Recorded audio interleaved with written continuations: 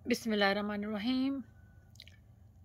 अस्सलाम वालेकुम वरहमतुल्लाहि वबरकातुहू। अज़ीज़ तुलबा, उम्मीद है आप खैरियत से होंगे। जमात नहम फेडरल बोर्ड के एसएलएस के मुताबिक हमें पंजाब टेक्स्ट बुक भी पढ़नी है और बलूचिस्तान और पेशावर केपीके भी पढ़नी है, और इसके साथ साथ नेशनल बुक फाउंडेशन भी पढ़नी है। हमने नेशनल बुक फाउंडेशन की उर्दू पढ़ ली है, अब आप पंजाब टेक्स्ट बुक को चौधरी गुलाम रसूल की उर्दू में आपको पढ़ा रही हूँ। साथ साथ ज़रूर पढ़िएगा, आपका बहुत फ़ायदा देगी, ताकि आपके पास कोई बच्चों ऑप्शन ना रहे कि कोई भी मुश्किल सवाल 2 बोर्ड से आ जाए तो आप कर ना सको। कम से कम आपके पास 2 बोर्ड की तैयारी अच्छी तरह होनी चाहिए। तीसरी बोर्ड ज़ाहिर हम सारे बोर्ड्स की किताबें नहीं पढ़ सकते, लेकिन कम से कम 2 बोर्ड्स की तो पढ़ सकते हैं। उस सिलसिले का दूसरा सबक मिर्ज़ा गालिब के अताद व ख़साइल, मौलाना अल्ताफ़ हुसैन हाली इसके मुसन्निफ़ हैं। इसकी तशरीह करते हैं। तशरीह अच्छी तरह सुनिएगा, समझिएगा, क्योंकि इसी में से सवालात बनेंगे अगर कोई पैराग्राफ उठा लिया जाता है, और इसी में से ही तशरीह दी जाएगी। तो तशरीह में अब आपके ये नहीं है कि आप लफ्ज़ का मीनिंग लिखें, आपने कम से कम उसको थोड़ा सा डिटेल के साथ, मतलब उसके मतलब ज़रा बता के लिखना है कि बंदा बात करना क्या चाह रहा है। वीडियो शुरू करने से पहले अगर आप नए हैं तो इस चैनल को सब्सक्राइब करें, लाइक लाजमी क्या करें, ताकि मुझे अंदाज़ा हो कि आपको ये वीडियो पसंद आई है कि नहीं आई। शुरू करते हैं। मिर्ज़ा गालिब के अखलाक नहायत वसी थे, यानी मिर्ज़ा गालिब अखलाक के बहुत अच्छे थे। मिर्ज़ा गालिब का अखलाक बहुत अच्छा था। वो हर शख्स से जो उनसे मिलने जाता था, यानी हर बंदा जो उनसे मिलने जाता था, उनसे मुलाकात करता था, बहुत कुशादा पेशाने से मिलते थे, यानी खुले दिल कर, हंसी हंसी खुश अखलाक से मिलते थे। उनका अखलाक से मिलते थे। हंसमुख बहुत थे। जो भी शख्स एक दफ़ा इनसे मिलता, यानी जो शख्स या बंदा एक बार उनसे मिल लेता, तो उसे हमेशा मिलने का इश्तियाक रहता, तो उसका दिल करता कि उसे मिलने का दोबारा शौक़ रहता, या इसको आसान अल्फाज में कहेंगे उसका दिल करता कि मैं मिर्ज़ा से दोबारा मिलूं। दोस्तों को देखकर बाग बाग हो जाते थे, यानी दोस्तों की खुशी देखकर खुश हो जाते थे, उनको देखकर उनका दिल खिल उठता था, और उनकी खुशी से खुश और उनके गम से गमगीन होते। अगर दोस्त खुश होते तो ये भी उनके साथ खुशी मनाते, और अगर दोस्तों को कोई दुख तकलीफ होती तो उस दुख तकलीफ का एहसास इन्हें भी होता। इसलिए इनके दोस्त हर मज़हब और मिलत के, यानी इनके दोस्तों में हर मज़हब के लोग भी शामिल थे, हर मिलत हर कौम के लोग भी शामिल थे। यानी हो सकता है पाकिस्तानी हो, हिंदुस्तानी हो, अमेरिकन हो, कुछ भी लोग हो सकते हैं। ना सिर्फ उनका ताल्लुक दिल्ली में नहीं, ना सिर्फ मज़हब और मिलत के लोग ना सिर्फ दिल्ली में रहते थे, बल्कि तमाम हिंदुस्तान, यानी पूरे के पूरे हिंदुस्तान में बहुत ज़्यादा थे। जो खतूत उन्होंने अपने दोस्तों को लिखे, यानी जब भी वो अपने दोस्तों जो भी ख़त वो अपने दोस्तों को लिखते थे, उनके एक एक हर्फ से, यानी उनके एक एक लफ्ज़ से, यानी उनके ख़त लिखे हुए ख़त के एक एक लफ्ज़ से मेहर और मोहब्बत, यानी मोहब्बत नज़र आती थी। उनके दुख गम ख्वारी व यगानगत टपकती थी, यानी उनके दुख में बराबर के शरीक नज़र आते थे। या आसान और कर दूं कि उनका जो एक ही लिखा हुआ हर्फ था जो वो अपने दोस्तों को लिखते थे, उससे मोहब्बत झलकती थी, मोहब्बत नज़र आती थी, और साथ साथ अगर दोस्त का गम है, इजहार कर रहे हैं, तो साथ उसका गम भी नज़र आता था कि मुझे भी उतनी तकलीफ़ हुई है दोस्त जितनी तुझे हुई है। हर एक ख़त का जवाब लिखना अपने ज़िम्मे फ़र्ज़ ऐन समझते, यानी बहुत ज़रूरी समझते थे। पहला फ़र्ज़ समझते थे कि मेरे दोस्त ने मुझे ख़त लिखा है, मुझे उसका जवाब देना मेरे लिए लाजमी है। इनका बहुत सा वक्त दोस्तों को जवाब लिखने में सर्फ होता लगता। ज़ाहिर इतने ज़्यादा दोस्त ख़त लिखते थे, तो इनका ज़्यादातर वक्त जो था ना, वह दोस्तों को जवाब लिखने में लग जाता था। बीमारी और तकलीफ़ की हालत में भी वो ख़तों के जवाब लिखने से बाज नहीं आते थे। बीमार होते थे या कोई दुख दर्द तकलीफ़ होती थी, तब भी वो दोस्तों के ख़तों के जवाब ज़रूर लिखते थे, बाज ना आते थे, रुकते नहीं थे। वो दोस्तों की फरमाइशों से कभी तंग नहीं होते थे। अगर ये दोस्तों की कोई फरमाइश करते हैं, कोई बात कह देते हैं कि मिर्ज़ा ये कर दो, तो उनको कभी बुरा नहीं लगता था, तंग नहीं आ जाते थे। और उनके दोस्त फरमाइशें क्या करते थे? गज़लों की इस्लाह के सवाब और तरह तरह की फरमाइशें इनके बाज़ खालिस और मुखलिस दोस्त करते थे। यानी एक तो कुछ तो दोस्त थे वो जो कहते थे हमारे जो गज़लें लिखी है मिर्ज़ा साहब, हमें इनकी करेक्शन कर दो, इनकी इस्लाह कर दो, इन्हें ठीक करके रवाना करो। इसके अलावा और भी बहुत सी फरमाइशें उनके अक्सर खालिस और मुखलिस, यानी पक्के दोस्त, सच्चे दोस्त जो करते थे, और वो इनकी तकमील, यानी वो मिर्ज़ा गालिब उन अपने पक्के और सच्चे दोस्तों की जो फरमाइशें करते थे उनकी पूरी करते थे या मुकम्मल करते थे।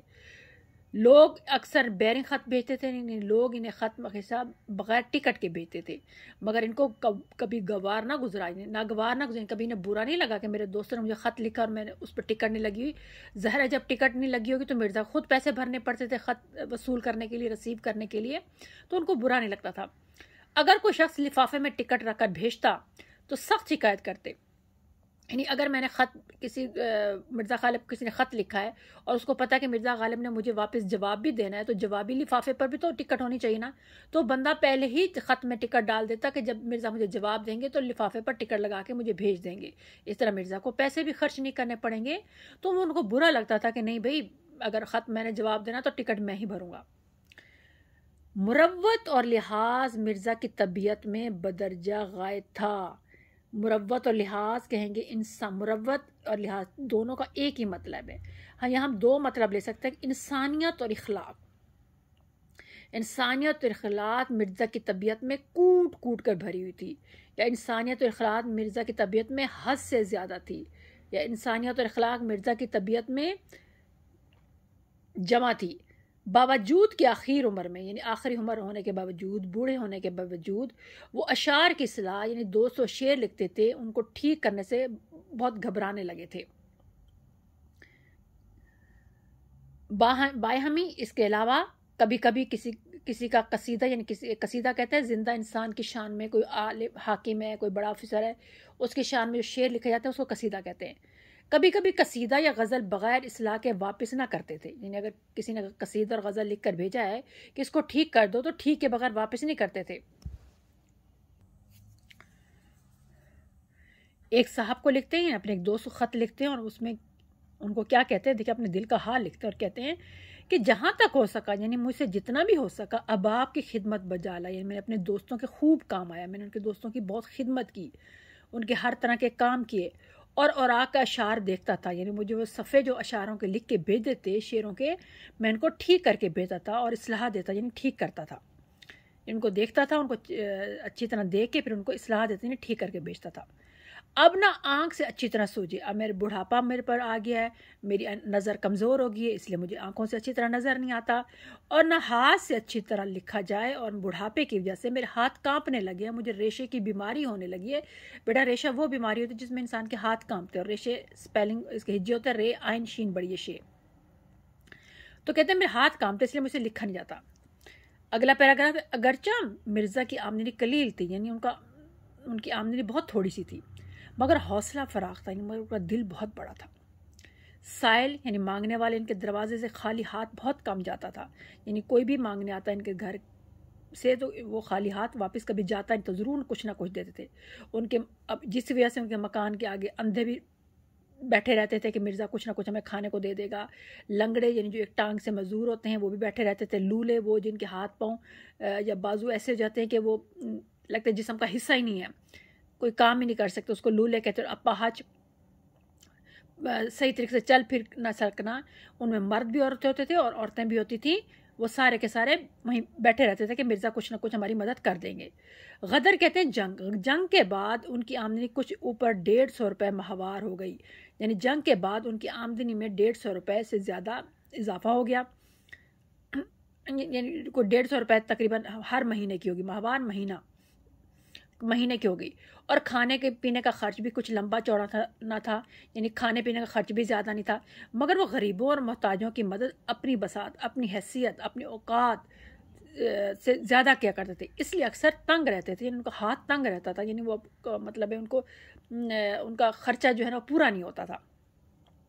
مرزا اپنے دوستوں کے ساتھ جو گردش روزگار سے بگڑ گئے تھے، یعنی نوکری نہ ملنے کی وجہ سے سخت پریشان تھے، ٹھیک ہے، گردش روزگار یعنی روزگار کی چکر یا سختی، یا آسان الفاظ میں کہیں گے نوکری نہ ملنے کی وجہ سے، روزگار نہ ملنے کی وجہ سے وہ تنگ آ چکے تھے، پریشان رہتے تھے، نہایت شریفانہ طور سلوک کرتے تھے، ان کو اچھے سے طریقے سے ان سے پیش آتے تھے۔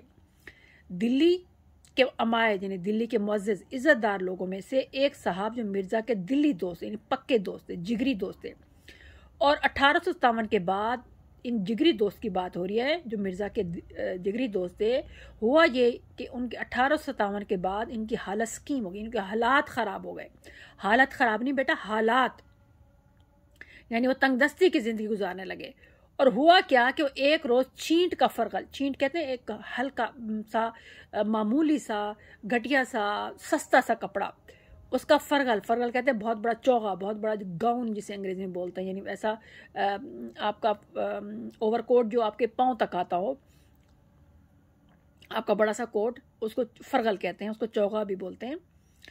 تو کہتے ہیں چینٹ کا انہوں نے فرغل پہنا ہوا تھا، یعنی سستے کپڑے کا فرغل پہنا ہوا تھا۔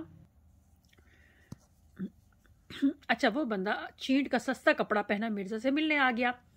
مرزا نے کبھی ان کو مالیدہ یا جامہ وار، مالیدہ کہتے ہیں بہت قیمتی کپڑا، اور جامہ وار بھی جسے آج کل تو استعمال اتنا زیادہ نہیں ہوتا، لیکن یہ اس کی خواتین جو ہے نا شادیوں کے دنوں میں جو ہے نا لہنگے غرارے یا سوٹ بنواتی ہیں تو اس کو جامہ وار کپڑا کہتے ہیں، تو یہ بہت قیمتی کپڑا ہوتا ہے۔ کہتا ہے میں نے کبھی بھی ان کو جو ہے نا اتنے قیمتی کپڑے کا بنا ہوا چوغا جب بھی دیکھا، ان کو قیمتی کپڑے کا چوغا پہنے ہوئے دیکھا، اس کے علاوہ میں نے ان کو کبھی سستے کپڑے کا چوغا پہنے ہوئے نہیں دیکھا، اور ایسا حقیر کپڑا، ایسا سستا کپڑے میں نے کبھی دیکھا نہیں تھا۔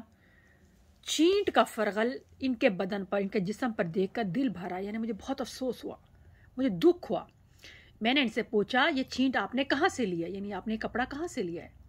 مجھے اس کی وجہ بہت، اب دیکھیں اتنے پیارے طریقے سے اپنے دوست کا وہ چوغا، وہ فرغل تبدیل کروا دیتے ہیں، ان کو اپنا سلا ہوا چوغا دے دیتے، لیکن کہنے کا انداز کتنا اچھا ہے کہ دوست کو بھی برا نہ لگے۔ اسے کہتے ہیں کہ چینٹ آپ نے کہاں سے لی ہے؟ مجھے اس کی وجہ، مجھے اس کی شکل بہت ہی بھلی، یعنی بہت اچھی لگ رہی ہے، یا مجھے آپ کی جو آپ نے چینٹ پہنے مجھے بہت پسند ہے۔ اگر آپ مجھے بھی فرغل کے لیے چینٹ منگوا دیں، یعنی فرغل کے لیے کپڑا منگوا دیں۔ انہوں نے کہا، یعنی اس دوست نے کہا یہ فرغل آج ہی بن کر آیا ہے، میں نے اسی وقت اس کو پہنا، یعنی آپ کے پاس آتے ہوئے میں نے اس کو پہنا ہے، اگر آپ کو پسند ہے تو یہ حاضر ہے، اگر یعنی آپ کو پسند ہے تو لے لیں۔ مرزا نے کہا جی تو یہی چاہتا ہے کہ اسی وقت آپ سے میں چھین کر پہن لوں، لیکن جاڑا شدت سے ہے، لیکن سخت سردی ہے، سردی کا موسم شدید ہے، آپ یہاں سے ایک مکان تک کیا پہن کر جائیں گے؟ اگر آپ نے مجھے فرغل دے دیا تو پھر آپ اپنے گھر تک کیا پہن کے جاؤ گے؟ پھر ادھر ادھر دیکھ کر، یعنی پھر انہوں نے مرزا غالب نے ادھر ادھر اپنے کمرے میں دیکھا یا گھر میں دیکھا، اور کھونٹی پر سے، یعنی ہک جسے کہتے ہیں دیوار پر لگے ہوئے کیل سے اپنا مالیدے کا چوغا، یعنی اپنے قیمتی چوغا اتار کر اسے پہنایا، اور اس خوبصورتی کے ساتھ، یعنی اتنے اچھے انداز کے ساتھ وہ چوغا ان کی نظر کر دیا، ان کے حوالے کر دیا، ان کے تحفے کے طور پر دے دیا۔ آج کے لیے اتنا ہی کافی ہے، پھر نیکسٹ اس کا حصے بے میں پارٹ 2 میں اس کی بقیہ تشریح کراؤں گی۔ ٹھیک ہے، السلام علیکم ورحمۃ اللہ وبرکاتہ۔